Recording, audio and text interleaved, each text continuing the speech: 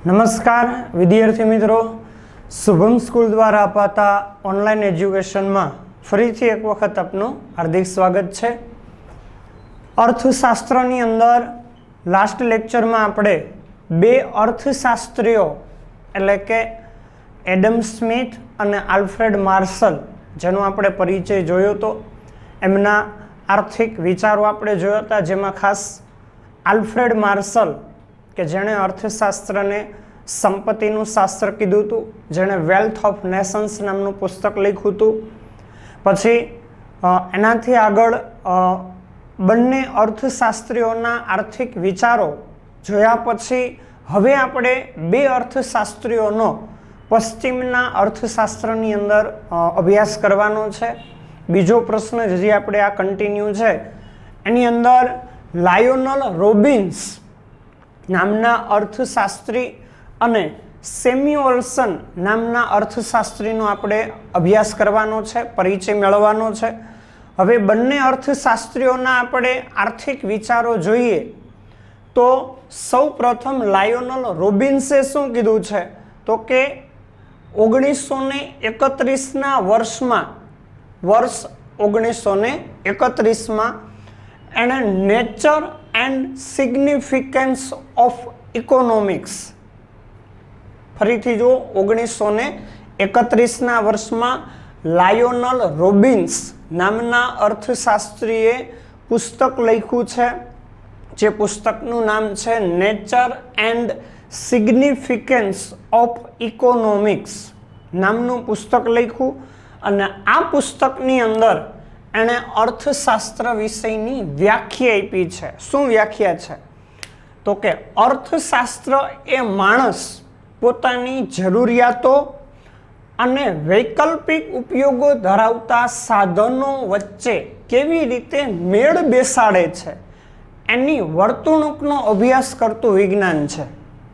લાયોનલ રોબિન્સે અર્થશાસ્ત્રને શું કીધું છે તો એક એક શબ્દો આપણે એમના જોઈએ તો સૌથી પહેલી બાબત કોને ધ્યાનમાં લીધું છે તો કે માણસની જરૂરિયાતોને ધ્યાનમાં લીધું છે। હવે વિદ્યાર્થી મિત્રો, તમે 10મા ધોરણમાં ભણીને આવ્યા છો, જરૂરિયાતો છે આપણી ત્રણ પ્રકારની છે।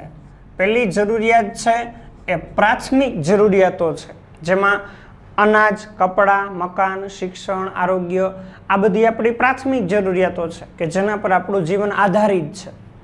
પછી બીજી મુલતવી રાખી શકાય એવી જરૂરિયાતો છે, પહેલી પ્રાથમિક અને બીજી મુલતવી રાખી શકાય એવી, એટલે કે જ્યારે આપણી આવકમાં વધારો થાય, આપણે આર્થિક રીતે થોડા ઘણા સમૃદ્ધ બનીએ ત્યારે એ જરૂરિયાતો સંતોષીએ તો પણ ચાલે। એની અંદર કઈ છે તો કે ગુણવત્તાયુક્ત શિક્ષણની સુવિધા છે, પછી વાહન વ્યવહારની સુવિધા છે, સંદેશા વ્યવહારની સુવિધા છે। તો આ બધી ગુણવત્તાયુક્ત સુવિધાઓ કે જે આપણી જીવનશૈલી છે એને વધારે સુખી અને સમૃદ્ધ બનાવે છે, તો એ મુલતવી રાખી શકાય એવી। અને ત્રીજી છે જતી કરી શકાય એવી જરૂરિયાતો। કેવી તો કે જતી કરી શકાય, તો એનો અર્થ એવો કે એવી અમુક જરૂરિયાતો માનવીની છે કે જે જરૂરિયાતો આપણે ન સંતોષીએ તો પણ આપણા જીવનમાં કોઈ ખાસ ફેરફાર થતો નથી। દાખલા તરીકે 5 સ્ટાર હોટલોમાં જમવું, વિમાનમાં બેસીને પ્રવાસ કરવો, આલિશાન મકાનમાં વસવાટ કરવો, આ બધી જતી કરી શકાય એવી જરૂરિયાતો છે। શા માટે? કારણ કે આ જરૂરિયાતો ન સંતોષીએ તો પણ આપણા જીવનમાં કોઈ ફેરફાર થતો નથી। તો એ બધી આપણી જરૂરિયાતો છે ત્રણ પ્રકારની, પ્રાથમિક, મુલતવી રાખી શકાય એવી અને જતી કરી શકાય એવી। તો એ માણસ પોતાની જરૂરિયાતો અને વૈકલ્પિક ઉપયોગો ધરાવતા સાધનો। હવે સાધનોનો પરિચય આપણે જોઈ તો ઉત્પાદનના મુખ્ય 4 સાધનો છે જે આપણને ખ્યાલ છે। તો એની અંદર પેટા સાધનો પછી ઘણા બધા આવશે, દાખલા તરીકે જમીન છે, બીજું તો કે મૂડી, ત્રીજું તો કે શ્રમ અને ચોથું તો કે નિયોજક। આ 4 ઉત્પાદનના મુખ્ય સાધનો। પછી એમાં પેટા સાધનો તો ઘણા બધા છે, દાખલા તરીકે જમીન છે તો જમીનમાં ખેતીલાયક જમીન છે, જળ સંપત્તિ છે, ખનિજ સંપત્તિ છે, દરિયાઈ સંપત્તિ, આબોહવા છે, આ બધાનો કુદરતી પરિબળોનો સમૂહ છે જેને આપણે જમીન કહીએ છીએ। પછી મૂડી છે તો મૂડીની અંદર યંત્રો છે, સાધનો છે, વૈજ્ઞાનિકો છે, નાણું છે, નિષ્ણાંતો છે, જે માનવ સર્જિત છે અને જે ઉત્પાદનની પ્રક્રિયામાં ઉપયોગી બને છે, આ બધાને આપણે સાધનો કહીએ છીએ. પણ એ કેવા છે તો કે વૈકલ્પિક ઉપયોગો ધરાવે છે. વૈકલ્પિક ઉપયોગો એટલે કોઈ એક ઉત્પાદનનું સાધન છે એના એક કરતાં વધારે ઉપયોગ છે. દાખલા તરીકે એક ઉદાહરણ આપણે જોઈ કે ભાઈ જમીન છે, ખેતીલાયક જમીન.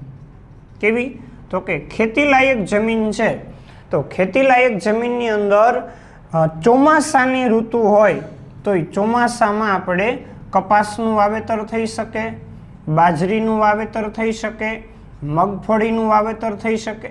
તો ઘણા બધા ઉપયોગો થયા ચોમાસાની ઋતુની અંદર. એવી જ રીતે આ જ ખેતીલાયક જમીન છે એમાં આપણે ખેતીનો વ્યવસાય ન કરવો હોય તો એની જગ્યાએ આપણે દવાખાનાનું બાંધકામ થઈ શકે, શાળાનું બાંધકામ થઈ શકે, બાગ બગીચા બનાવી શકાય. તો સાધન એક જ છે ખેતીલાયક જમીન, પણ ઉપયોગો કેવા છે તો કે અનેક છે, ઘણા બધા ઉપયોગો છે. પણ એક બાબત આપણે એ ધ્યાનમાં લેવાની કે ઉત્પાદનના સાધનો વૈકલ્પિક ઉપયોગો ધરાવે છે, પણ એક સમયે તો એ એક જ ઉપયોગ ધરાવે છે. ધારો કે ચોમાસાની અંદર આપણે એમાં ખેતીનો વ્યવસાય કરીએ છીએ અને કપાસનું વાવેતર આપણે કર્યું છે, તો એ સમયમાં એટલે કે એ વર્ષમાં બીજા પાકનું વાવેતર થઈ શકતું નથી. ધારો કે આપણે મગફળીનું વાવેતર કર્યું છે તો ત્યાર પછી એમાં બીજા પાકનું વાવેતર થઈ શકે નહીં. એટલે કે કોઈ પણ ઉત્પાદનનું સાધન છે એ એક સમયે તો એક જ ઉપયોગમાં લઈ શકાય, બીજા ઉપયોગો છે એ આપણે એના જતા કરવા પડે છે. બરાબર? એટલે કેવા ઉપયોગો ધરાવે તો કે વૈકલ્પિક ઉપયોગો ધરાવે. એવી જ રીતે માની લો કે ભાઈ આપણી પાસે નાણું છે, મૂડી છે, એ પણ ઉત્પાદનનું એક સાધન છે. નાણું છે, માની લો કે આપણી પાસે 50 રૂપિયા છે તો 50 રૂપિયાના ઉપયોગ શું છે? એક ઉત્પાદનનું સાધન છે. એનાથી તમે ચોપડાની એટલે કે ટેક્સ્ટબુકની ખરીદી કરી શકશો, તમે નાસ્તો કરી શકશો, તમે અન્ય કોઈ વસ્તુની ખરીદી કરી શકશો. પણ એક સમયે એક જ ઉપયોગ છે. ધારો કે તમે 50 રૂપિયાની સ્ટેશનરીનો ખર્ચ કર્યો છે તો પછી બીજી જે તમારી જરૂરિયાતો છે, તમારે નાસ્તો કરવો છે, તમારે બીજી કોઈ વસ્તુની ખરીદી કરવી છે, તો એ બધા ઉપયોગો છે એને તમારે જતા કરવા પડશે. એટલે એક સમયે કોઈ પણ ઉત્પાદનનું સાધન હોય એ એક જ ઉપયોગ ધરાવે છે, બીજા ઉપયોગો એમના હોય એ ઉપયોગોને તમારે જતા કરવા પડે છે.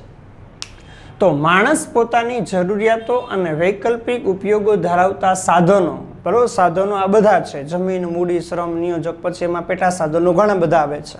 પણ એ સાધનો વચ્ચે કેવી રીતે મેળ બેસાડે છે, બરોબર, એની વર્તણૂક એટલે શું થાય તો કે વર્તણૂક એટલે કામગીરી થાય. બરોબર, કે આપણી જરૂરિયાતો અને આપણી પાસે જે ઉપલબ્ધ સાધનો છે એના વડે આપણી જરૂરિયાતો છે એ જરૂરિયાતો કેવી રીતે સરળતાથી આપણે સંતોષી શકીએ છીએ, એની જે આપણા દ્વારા કામગીરી થઈ છે એનો અભ્યાસ કરતું વિજ્ઞાન એટલે અર્થશાસ્ત્ર.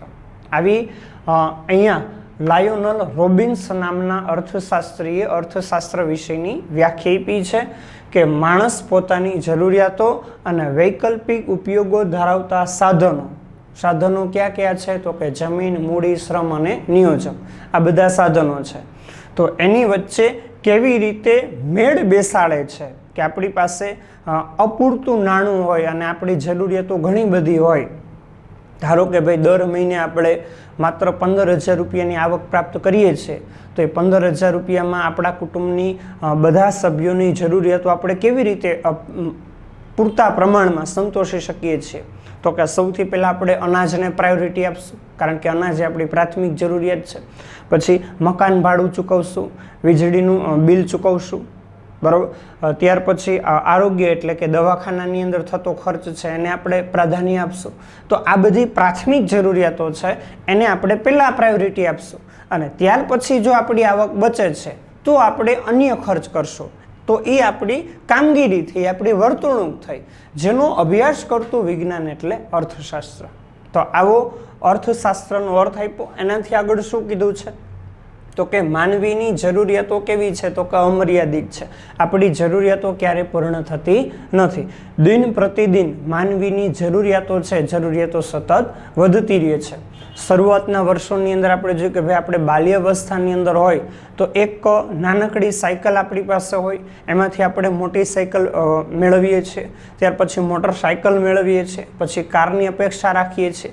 તો આમ દિન પ્રતિદિન માનવીની જરૂરિયાતો છે, જરૂરિયાતો વધતી જાય છે. પછી એ જરૂરિયાતો વારંવાર બદલાતી રહે છે અને એ જરૂરિયાતો સંતોષવા માટેના સાધનો છે, એ સાધનો કેવા છે તો કે મર્યાદિત છે. તાજેતરની અંદર જ અત્યારે આપણે જોઈએ છીએ કે ભાઈ દિન પ્રતિદિન પેટ્રોલ અને ડીઝલ છે કે જેના ભાવ વધતા જાય છે. 65 રૂપિયા હતા, 70 રૂપિયા હતા, 75 રૂપિયા સુધીના ભાવ અત્યારે થઈ ગયા છે. શા માટે ભાઈ? કારણ કે એ ખનિજ તેલ છે, એ મર્યાદિત સાધન છે, બરોબર. જ્યારે એના ઉપયોગો છે, બરોબર, એ ઉપયોગો વૈકલ્પિક છે અને ખૂબ જ વધારે છે. પેટ્રોલ ડીઝલ છે જેનો આપણે વાહનોમાં બળતણ તરીકે ઉપયોગ કરીએ છીએ, ઉદ્યોગ કારખાનાની અંદર માલ સામાનની હેરફેર માટેનો ઉપયોગ થાય છે, તો ઘણા બધા એના ઉપયોગો છે. એટલે મર્યાદિત છે અને વૈકલ્પિક ઉપયોગો ધરાવે છે. તો એ મર્યાદિત સાધનો વડે આપણી અમર્યાદિત જરૂરિયાતોને કેવી રીતે સંતોષવી એનું માર્ગદર્શન અર્થશાસ્ત્ર વિશે આપણને આપે છે. પછી એનાથી આગળ કીધું કે અહીંયા રોબિન્સને આપણને કીધું છે કે અર્થશાસ્ત્ર છે એ વાસ્તવલક્ષી વિજ્ઞાન છે. વાસ્તવ એટલે ખરી પરિસ્થિતિ દર્શાવે છે, વાસ્તવિક પરિસ્થિતિ દર્શાવે છે. અર્થશાસ્ત્ર શું છે એનો અભ્યાસ કરે છે, શું હોવું જોઈએ એનો અભ્યાસ કરતું નથી. અર્થશાસ્ત્ર વિશેની અંદર અગાઉના એક લેક્ચરની અંદર હમણાં આપણે વાત કરી હતી કે હું કહું છું કે વર્ષ 2011માં ભારતની જનસંખ્યા 121.02 કરોડની છે. તો આ સેન્સસ ઓફ ઇન્ડિયા એટલે કે વસ્તી ગણતરીનું પત્રક 2011નું ભારત સરકારનું જે છે એના દ્વારા પ્રકાશિત થયેલો આંકડો છે. પછી ખેતી ક્ષેત્રનું ઉત્પાદન દર્શાવેલું હોય, રાષ્ટ્રીય આવકના વૃદ્ધિ દર દર્શાવેલા હોય, એ બધા ભારતની શું પરિસ્થિતિ છે એ દર્શાવે છે. એટલે કે વાસ્તવિક પરિસ્થિતિ દર્શાવે છે, શું હોવું જોઈએ, બરોબર. આદર્શ પરિસ્થિતિ દર્શાવતું નથી, આદર્શ પરિસ્થિતિનો અભ્યાસ નથી કરતું. વાસ્તવિક પરિસ્થિતિ અત્યારે આપણું અર્થતંત્ર કેવું છે, આર્થિક રીતે સમૃદ્ધ છે, આર્થિક રીતે નબળું છે, એનો અભ્યાસ કરે છે. એટલા માટે એમના મતે, રોબિન્સનના મતે વાસ્તવલક્ષી શાસ્ત્ર છે અર્થશાસ્ત્ર એ, બરોબર, આદર્શલક્ષી શાસ્ત્ર નથી. આદર્શ એટલે કે શ્રેષ્ઠ, બરોબર. કેમ હોવું જોઈએ, શું હોવું જોઈએ એનો અભ્યાસ કરતું નથી, શું છે એનો અભ્યાસ કરે છે. તો આ પશ્ચિમના અર્થશાસ્ત્રોની અંદર લાયોનલ રોબિન્સ નામના અર્થશાસ્ત્રીનો પરિચય છે. ફરીથી જુઓ, એમણે 1931ના વર્ષમાં nature and significance of Economics નામનું પુસ્તક લખ્યું.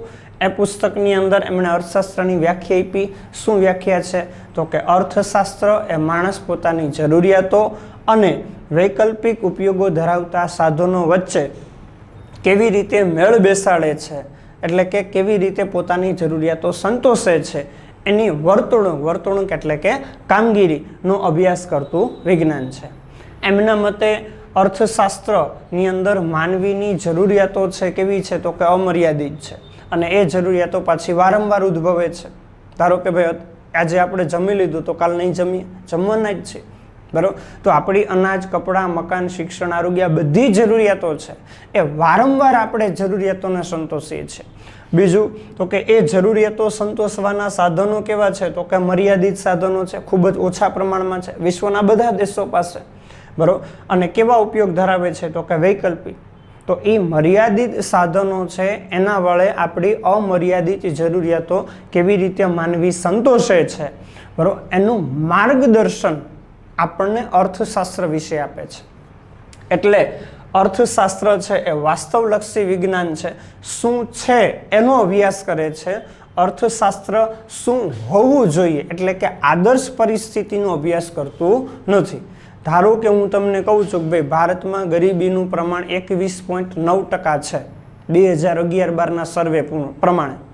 તો 21.9% એટલે કે 25 કરોડથી વધારે ભારતમાં લોકો ગરીબી રેખા હેઠળ જીવે છે. આ પરિસ્થિતિ ન હોવી જોઈએ, બરોબર, પણ જે છે એ પરિસ્થિતિ અર્થશાસ્ત્ર વિશે આપણને દર્શાવે છે. કારણ કે અર્થશાસ્ત્રનું કામ શું છે તો કે વાસ્તવિક આર્થિક પરિસ્થિતિઓને દર્શાવવી. હું કહું છું કે 49% વસ્તી ભારતમાં ખેતી ક્ષેત્રની અંદર રોજગારી મેળવે છે, બરોબર. તો એ વાસ્તવિક પરિસ્થિતિ થઈ કે ભાઈ અત્યારે અડધું ભારત છે એ ખેતી પર નિર્ભર છે, બરોબર. એટલે વાસ્તવલક્ષી શાસ્ત્ર છે, આદર્શલક્ષી શાસ્ત્ર નથી. અને ત્યાર પછી છેલ્લે સેમ્યુઅલ્સન નામના અર્થશાસ્ત્રીનો એક નાનકડો પરિચય આપણે જોવાનો છે. એમણે કોઈ પુસ્તકની રચના નથી કરી, સીધું વર્ષ 1947માં એટલે કે જ્યારે આપણો દેશ આઝાદ થયો એ જ વર્ષની અંદર એમણે અર્થશાસ્ત્ર વિષય છે કે જેની વ્યાખ્યા આપી છે કે સમાજ કેવી રીતે પોતાના અછતવાળા સાધનો દ્વારા, હવે હમણાં જ આપણે અહીંયા જોયું ઉત્પાદનના મુખ્ય 4 સાધનો, જમીન, મૂડી, શ્રમ અને નિયોજક. એ ચારેય સાધનો છે કે જે સાધનો ખૂબ જ અછત ધરાવતા સાધનો છે, વૈકલ્પિક ઉપયોગો ધરાવતા સાધનો છે, જમીન, મૂડી, શ્રમ, નિયોજક, આ બધા સાધનો. તો એ અછતવાળા સાધનો દ્વારા અગત્યની જરૂરિયાતોનું કે ભાઈ આપણી પાસે દર મહિને 10,000 રૂપિયા આપણને મળે છે અને આપણા કુટુંબમાં 5 સભ્યો છે, તો એ 10,000 રૂપિયામાંથી પહેલાં સૌથી અગત્યની જરૂરિયાત આપણી શેની રહેશે તો કે સૌ પ્રથમ આપણે અનાજની ખરીદી કરશું, બરોબર. અનાજની ખરીદી કર્યા પછી આપણે મકાન ભાડું ચૂકવશું અને મકાન ભાડું ચૂકવા પછી આપણે વીજળીનું બિલ ચૂકવશું. વીજળીનું બિલ ચૂકવા પછી શિક્ષણ પાછળનો આપણે ખર્ચ કરશું. શિક્ષણનો ખર્ચ કર્યા પછી દવાખાના પાછળ થતો ખર્ચ કરશું. તો એ બધી આપણી અગત્યની જરૂરિયાતો છે. અને પછી જો કંઈ એમાંથી બચે તો આપણે અન્ય જરૂરિયાતો વિશે વિચારશું. એટલે કે બીજી કોઈ વસ્તુ કે સેવા છે એની ખરીદી કરવા પાછળનો આપણે વિચાર કરશું. તો અછતવાળા સાધનો છે, કારણ કે મર્યાદિત આવક આપણી હોય તો એ આપણું અછતવાળું સાધન થયું, બરાબર. કારણ કે એના માધ્યમથી જ આપણી બધી જરૂરિયાતોને આપણે સંતોષવાની છે. તો એ જરૂરિયાતો છે એ જરૂરિયાતોને તમારે અગત્યનું ક્રમ આપવો પડે કે સૌથી અગત્યની જરૂરિયાત કઈ છે, પછી બીજા નંબરની જરૂરિયાત કઈ છે, ત્રીજા નંબરની જરૂરિયાત કઈ છે. તો એ બધી જરૂરિયાતો છે એ જરૂરિયાતોનું માનવી દ્વારા ઉત્પાદન કરવામાં આવે અને જુદા જુદા વર્ગો વચ્ચેની વહેંચણી કરવામાં આવે છે. એટલે કે આપણી પાસે જે પણ કાંઈ ઉત્પાદનનું સાધન છે, માનો કે આપણી પાસે ખેતીલાયક જમીન વિસ્તાર છે, તો ખેતીલાયક જમીન વિસ્તારની અંદર આપણે કયા પાકનું વાવેતર કરશું તો કે જે પાકના વાવેતરથી આપણને સૌથી વધુ નફો પ્રાપ્ત થાય એને આપણે ધ્યાનમાં લેશું અને એના દ્વારા આપણે કોઈ પણ કૃષિ પાકનું ઉત્પાદન કરશું. પણ એક બાબત અહીંયા એ પણ આપણે ધ્યાનમાં રાખવાની છે કે આપણે ઉત્પાદન તો કરીએ છીએ, પણ એ વસ્તુ કે સેવાની લોકો દ્વારા પસંદગી કરવામાં આવે છે કે નહીં, એની માંગ કરવામાં આવે છે કે નહીં, એને પણ આપણે ધ્યાનમાં લેશું. એટલે લોકોની પસંદગી છે એને પણ ધ્યાનમાં લેવામાં આવે છે. ત્યાર પછી લોકો કેટલા પ્રમાણમાં વસ્તુ સેવાની માંગ કરે છે એને પણ ધ્યાનમાં લેવામાં આવે છે. એટલે જેની પસંદગી થાય એનું ઉત્પાદન કરવામાં આવે, જેટલી માંગ થાય એટલું ઉત્પાદન કરવામાં આવે. એટલે એ બધી શું છે તો કે માનવીની જરૂરિયાતો છે અને એ જરૂરિયાતો મુજબ દરેક ઉદ્યોગોના માલિકો હોય, ખેતી ક્ષેત્રની અંદર ખેડૂતો હોય, તો એ બધા પસંદગી માંગ પ્રમાણે વસ્તુઓનું જરૂરિયાતોનું ઉત્પાદન કરવામાં આવશે અને એ મુજબ જુદા જુદા વર્ગોની અંદર એની વહેંચણી કરવામાં આવશે. તો અહીંયા અર્થશાસ્ત્રની વ્યાખ્યા માત્ર 2 જ કન્સેપ્ટની અંદર સેમ્યુઅલ્સને આપી છે કે સમાજ કેવી રીતે પોતાના અછતવાળા સાધનો વડે અગત્યની એટલે કે વધારે જરૂરિયાતની હોય એવી વસ્તુ સેવાઓનું એટલે કે જરૂરિયાતોનું ઉત્પાદન કરે છે અને જુદા જુદા વર્ગો વચ્ચે એની વહેંચણી કરે છે. એનો અભ્યાસ કરતું શાસ્ત્ર એટલે અર્થશાસ્ત્ર. તો એમના મતે, સેમ્યુઅલ્સનના મતે અર્થશાસ્ત્ર શું છે તો કે પસંદગી અને વહેંચણીનું શાસ્ત્ર છે કે લોકો કઈ વસ્તુની પસંદગી કરે છે એનું જ ઉત્પાદન કરવામાં આવે અને એનું ઉત્પાદન કર્યા પછી સમાજના વિવિધ વર્ગની અંદર એ વસ્તુની વહેંચણી કરવામાં આવે એટલે કે ફાળવણી કરવામાં આવે. એટલા માટે અર્થશાસ્ત્ર છે એ સેમ્યુઅલ્સનના મતે વહેંચણીનું શાસ્ત્ર છે. તો અહીંયા વિદ્યાર્થી મિત્રો આપણે બીજો પ્રશ્ન પશ્ચિમમાં અર્થશાસ્ત્રનો ઉદ્ભવ અને વિકાસ, એ પ્રશ્ન આપણે પૂર્ણ થયો. ફરીથી સૌથી પહેલાં પ્રસ્તાવના આખી ઘણી બધી તમે લખેલી હતી, જેની અંદર તમે લખ્યું હતું કે એરિસ્ટોટલે ઓઇકોનોમિકા નામનું પુસ્તક રજૂ કર્યું હતું. એ પુસ્તકમાં પોતાના આર્થિક વિચારો રજૂ કર્યા હતા. ત્યાર પછી ઔદ્યોગિક ક્રાંતિને કારણે શ્રમ વિભાજન અને વિશિષ્ટીકરણ થયું અને એને કારણે આખી આર્થિક સામાજિક વ્યવસ્થાઓ બદલાઈ. ત્યાર પછી આપણે 4 અર્થશાસ્ત્રીઓના પરિચય જોયા હતા, જેમાં સૌથી પહેલાં એડમ સ્મિથ, જેણે વેલ્થ ઓફ નેશન્સ નામનું પુસ્તક લખ્યું છે. પછી Alfred Marshall Principles of Economics નામનું પુસ્તક લખ્યું છે. ત્યાર પછી 2 પરિચય અત્યારે આપણે જોયા, લાયોનલ રોબિન્સ, જેણે 1931ની અંદર nature and significance of Economics નામનું પુસ્તક લખ્યું. અને છેલ્લે સેમ્યુઅલ્સન નામના અર્થશાસ્ત્રીનો પરિચય આપણે જોયો, જેણે કીધું છે કે સમાજ કેવી રીતે પોતાના અછતવાળા સાધનો વડે અગત્યની જરૂરિયાતોનું ઉત્પાદન કરે છે અને જુદા જુદા વર્ગોની અંદર એનો વહેંચણી કરે છે, એનો અભ્યાસ કરે છે અર્થશાસ્ત્ર. તો અહીંયા બીજો પ્રશ્ન આપણે પૂર્ણ થાય છે. નેક્સ્ટ લેક્ચરની અંદર ત્રીજો પ્રશ્ન આપણે જોશું. જય શ્રી કૃષ્ણ.